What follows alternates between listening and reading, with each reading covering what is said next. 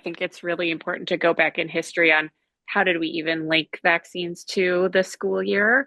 And, this is really related to earlier vaccines, measles vaccine, polio vaccine, where we had diseases that spread heavily in schools because you had groups of young children, 5, 6 years old, who were getting their infection for the first time, and spreading something that was highly contagious to their classmates. It's a great time to pause and make sure children are protected and ready to enter a really crowded setting so that they can come and learn and not come and get a new infection. We do find there's a pretty big rush for kids who have, for whatever reason, been somewhat behind. We do find that the summer months are a time that people make an increased effort to make sure that their kids are completely up to date.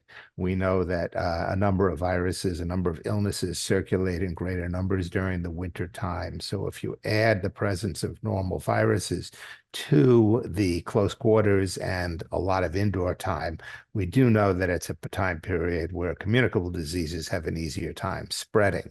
So there is a higher risk of the spread of diseases during the school year, which is another reason for making sure that everybody is current when they start school.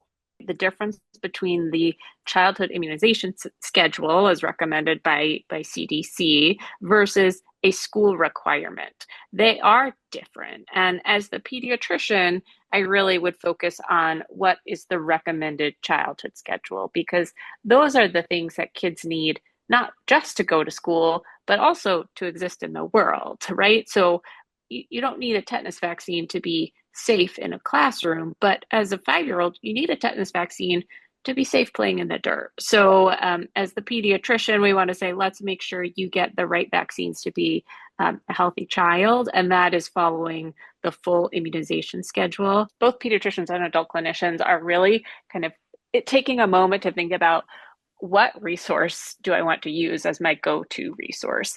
And for pediatricians, what I've been saying is, we want to be sticking to resources where we know that the entire mission is keeping kids healthy. And organizations that share that mission are the American Academy of Pediatrics, our center, the Vaccine Education Center, ACOG, who's really looking at maternal health and protecting newborns through maternal vaccination, and saying, if you're reading other places where there's confusing or conflicting information, fall back to these society resources that have really hundreds of years of experience in terms of saying we support children and healthy pregnancies. We need to make sure that we communicate in a two-way format, that we understand what the parents' concerns are, because it may not be what we think.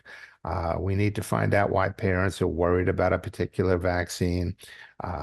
We need to validate the parents' concerns, because they are real, and they may come from a place of misinformation, but nonetheless, the individual parent has concerns that are real, and our job is to address them, to build confidence in the parents about the vaccines, about their safety, their efficacy, about the need for them, to build confidence in the manufacturers, to build confidence in the pediatricians who administer the vaccines, because we're all in this to provide the optimum outcome in health for their children.